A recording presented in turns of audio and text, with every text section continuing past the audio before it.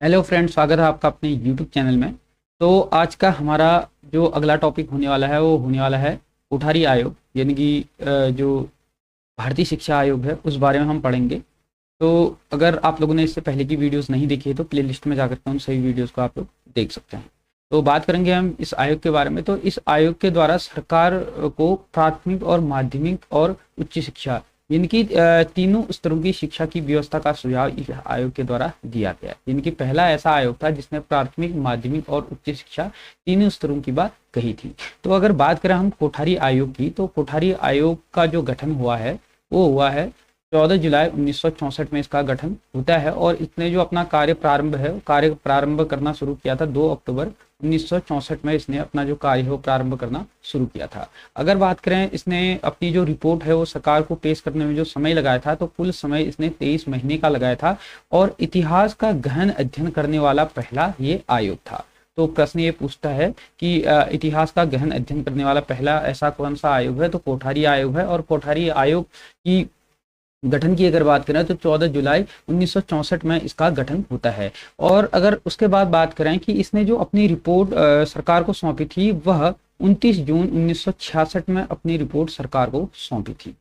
और अगर बात करें जो कोठारी आयोग है इसके जो अध्यक्ष थे वह दौलत सिंह कोठारी इसके अध्यक्ष थे। तो इन्हीं के नाम से इस जो आयोग है इसका नाम भी रखा गया था कोठारी आयोग। तो इसके अध्यक्ष की अगर बात करें दौलत सिंह कोठारी इसके अध्यक्ष थे। और इसी को भारतीय शिक्षा आयोग या राष्ट्रीय शिक्षा आयोग के नाम से भी जानते हैं। ठीक हो गया, राष्ट्रीय शिक्षा आयोग के नाम से भी जो कोठारी आयोग हो उसको जाना जाता है और भारतीय शिक्षा आयोग भी इसको कहते हैं। और इसका अगर अध्यक्ष की अगर बात करें दौलत सिंह कोठारी इसके अध्यक्ष थे, जो यूजीसी के भी क्या थे, अध्यक्ष थे। ये भी देख लीजिएगा।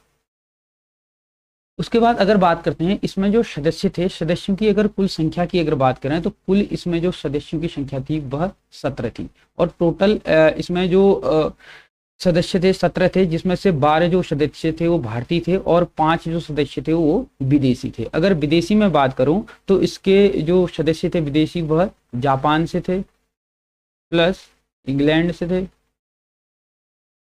इंग्लैंड प्लस रूस प्लस अमेरिका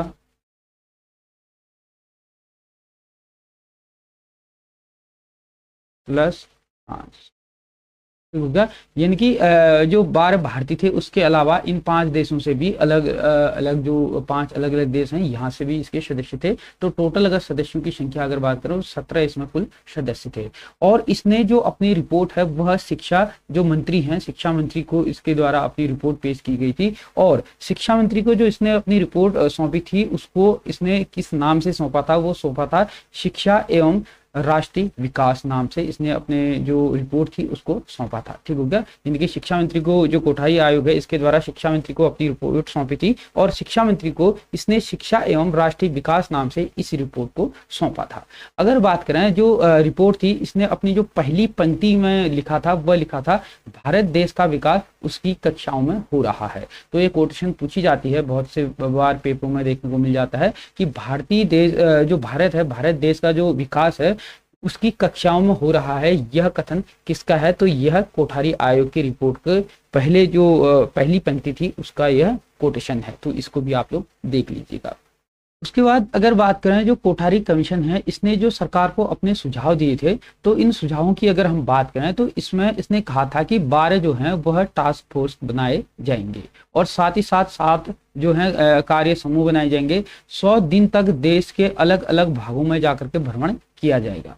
और 9,000 जो शिक्षक हैं, शिक्षक क्षेत्र से जुड़े हुए जो लोग हैं उनका इंटरव्यू लिया जाएगा। और कहा गया 2 अक्टूबर 1964 में कार्य प्रारंभ किया। इसके द्वारा जो कार्य है यह 2 अक्टूबर 1964 से ये कार्य करना प्रारंभ इसके द्वारा किया गया। और 4 भागों में इसने अपनी रिपोर्ट पेश की, जिसमें इसने कहा कि शिक्षा के क्षेत्र में जो संबंधित सामान्य समस्याएं हैं उन पर चर्चा करने की बात की गई और शिक्षा के विभिन्न स्तर की समस्याओं पर चर्चा करने की बात की गई। शिक्षा में सुधार से संबंधित योजनाएं बनाने हेतु सुझाव किए गए। तो इस प्रकार की इसने अपनी 4 रिपोर्ट हैं ये जारी की। और साथ ही साथ इसने जो है 3 श्रेणियों में भी इसका विभाजन किया। 3 श्रेणियों की अगर बात करें तो आंतरिक जो परिवर्तन है, गुणात्मक जो सुधार हैं और शैक्षिक जो सुविधाएं पर विस्तार इसने करने की बात की थी। ठीक है। ये चीज़ें इसने अपनी जो है 3 श्रेणियों में इसको विभाजित किया था। अब बात आती है कि जो इसका उद्देश्य था वो क्या था। तो इसका जो अगर उद्देश्य की बात करें तो इसका जो अपना उद्देश्य था वह था शिक्षा प्रणाली की गुणवत्ता में सुधार हेतु शोध करना, सरकार को उचित सुझाव देना। ठीक हो गया। इनकी शिक्षा के क्षेत्र में शोध करके जो सरकार है उसको इस हेतु सुझाव देना और शिक्षा के स्तर में वृद्धि के लिए सरकार को सुझाव देना, शिक्षा की कमियों को उजागर करना तथा इनकी कमियों के कारणों का पता लगाना और सरकार को इसके लिए सुझाव देना। साथ ही साथ शिक्षा को हर प्रांत में समान रूप से लागू करना, जिसके लिए जो कॉमन स्कूल है बनाने की सिफारिश इसके द्वारा की गई, यानी कि कॉमन स्कूल जो है उनको बनाने की भी इसने सिफारिश की थी। अब बात करते हैं जो शैक्षिक एवं राष्ट्रीय उद्देश्य इसके द्वारा दिए गए थे, उसमें अगर देखें हम उत्पादन जो है में वृद्धि होगी, विज्ञान शिक्षा पर बल दिया जाएगा, राष्ट्रीय आय में वृद्धि होने की बात की गई और व्यावसायिक शिक्षा पर जो है जोर दिया जाएगा, इनकी व्यावसायिक शिक्षा देने की भी इसके द्वारा बात करी गई थी। और साथ ही साथ जो शिक्षा है, शिक्षा में सुधारीकरण का कार्य करने की बात की गई। ठीक हो गया। और साथ ही साथ कहा गया कि जो सामाजिक एवं राष्ट्रीय एक जो एकत्रीकरण है इस पर भी इसने बल देने की बात करी गई और साथ ही साथ सामाजिक, नैतिक एवं आध्यात्मिक मूल्यों को भी बढ़ाने की इसके द्वारा बात करी गई थी कोठारी आयोग के द्वारा।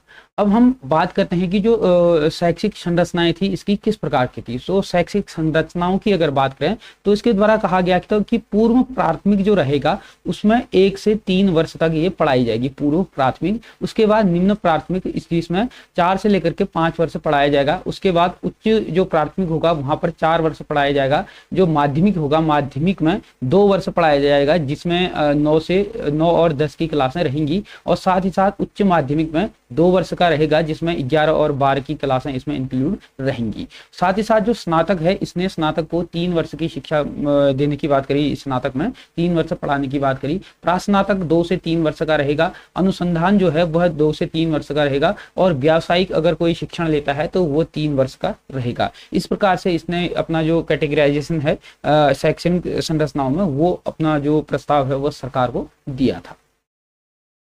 उसके बाद अगर प्रशासन की इसकी बात करें तो प्रशासन में इसके द्वारा कहा गया कि उन अध्यापकों को नियुक्त करना जिन्हें शिक्षण जो कार्य है इसका पूर्ण रूप से अनुभव हो। तो ऐसे शिक्षकों का ही चयन किया जाएगा जिनका शिक्षण कार्य हेतु क्या होगा, अनुभव होगा। साथ ही साथ जो शिक्षण है, प्रशासन में शिक्षकों के प्रमोशन और ट्रांसफर की व्यवस्था की जाएगी। ठीक हो गया। यानी कि प्रमोशन और ट्रांसफर की भी व्यवस्था करने की बात की गई। और साथ ही साथ CABC को और अधिक जो अधिकार है वो देने की बात की गई। यानी कि CABC मतलब central advisory board of education को और अधिक जो है वो अधिकार देने की इसके द्वारा बात की गई। और शिक्षा नीति का निर्माण जो है वो करने की बात करी गई। और शिक्षा नीति के तहत ही NEP यानी कि नेशनल एजुकेशन जो पॉलिसी है, पहली बार 1968 में इसका निर्माण की। इसी के आधार पर इनकी जो कोठारी आयोग है, इसी की सिफारिश पर ही 1968 में जो NEP राष्ट्रीय जो शिक्षा नीति होती है 1968 की, वह कोठारी आयोग की सिफारिशों पर ही आती है। और जो बनकर के सामने आई थी NEP 1968, 2 जुलाई 1968 में जो NEP है, शिक्षा नीति है, जो नेशनल एजुकेशन पॉलिसी है, ये बनकर के सामने आई थी। उसके बाद अगर बात करें वित्तीय सुधार की, तो वित्तीय सुधार में इसके द्वारा कहा गया कि 6% राष्ट्रीय जो आय होगा उसका शिक्षा पर खर्च किया जाएगा।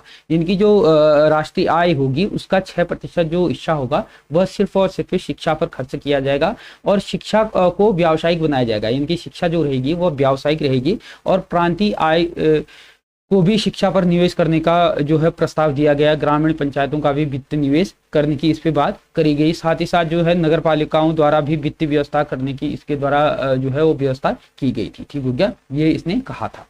अपना जो रिपोर्ट है, अपनी रिपोर्ट वो सरकार को इसके द्वारा पेश किया गया था। अगर मूल्यांकन की अगर बात करें, मूल्यांकन इसमें कहा गया कि प्राथमिक स्तर पर आंतरिक मूल्यांकन किया जाएगा और वस्तुनिष्ठ जो परीक्षाएं होंगी उनका आयोजन किया जाएगा। 10वीं के बाद सार्वजनिक परीक्षाएं कराई जाएंगी।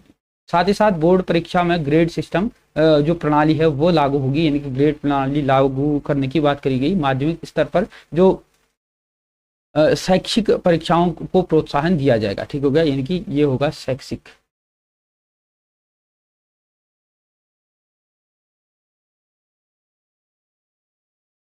शैक्षिक जो परीक्षाएं हैं उनको उनका प्रोत्साहन दिया जाएगा। अब उसके बाद जो विश्वविद्यालय हेतु इसके द्वारा सुझाव दिए गए थे कोठारी आयोग के द्वारा, जिसमें कहा गया था कि भारत के सभी विश्वविद्यालय को अंतर विश्वविद्यालय परिषद का जो सदस्य है वो बनना चाहिए, और साथ ही साथ यूजीसी के 1/3 सदस्य विश्वविद्यालय के जो प्रतिनिधि हैं वह होने चाहिए। और साथ ही साथ इसके द्वारा कहा गया कि जो केंद्र में जो और अधिक जो संस्थाओं की स्थापना की जाएगी, और साथ ही साथ नवीन विश्वविद्यालय खोले जाएंगे, यूजीसी है की अनुमति ली जाएगी, और आवश्यकता होने पर विश्वविद्यालय की स्थापना होगी। इनकी आवश्यकता अगर होगी तो ऐसे विश्वविद्यालयों की भी स्थापना करने की बात इसके द्वारा कही गई। एटम एंड सेल्फ, जो सेल्फ है, इस किताब के जो लेखक हैं वह कौन है? डीसी कोठारी हैं। ठीक हो गया, तो ये भी देखने को मिलते हैं पेपर में, तो ये भी याद कर लीजिएगा। और तीसरी पंचवर्षीय योजनाओं में इसका गठन किया गया था। ठीक हो गया, इसका गठन होता है तीसरी पंचवर्षीय योजना। अब बात करते हैं हम भाषा की, यानी कि इसने जो त्रिभाषा सूत्र है इसका सुझाव दिया था कोठारी आयोग के द्वारा, जिसमें कहा गया था कि जो हिंदी भाषा क्षेत्र और गैर हिंदी भाषा क्षेत्र होंगे वहां पर जो भाषा होगी वह त्रिभाषा सूत्र के आधार पर इसके द्वारा आयोग के द्वारा सुझाव दिया गया था। इसने कहा था कि जो हिंदी भाषा क्षेत्र होंगे वहां पर हिंदी, अंग्रेजी और आधुनिक भाषाओं की शिक्षा दी जाएगी, और गैर जो हिंदी भाषा क्षेत्र होंगे वहां पर मातृभाषा, स्थानीय भाषा, हिंदी और अंग्रेजी भाषा पर क्या है शिक्षा दी जाएगी।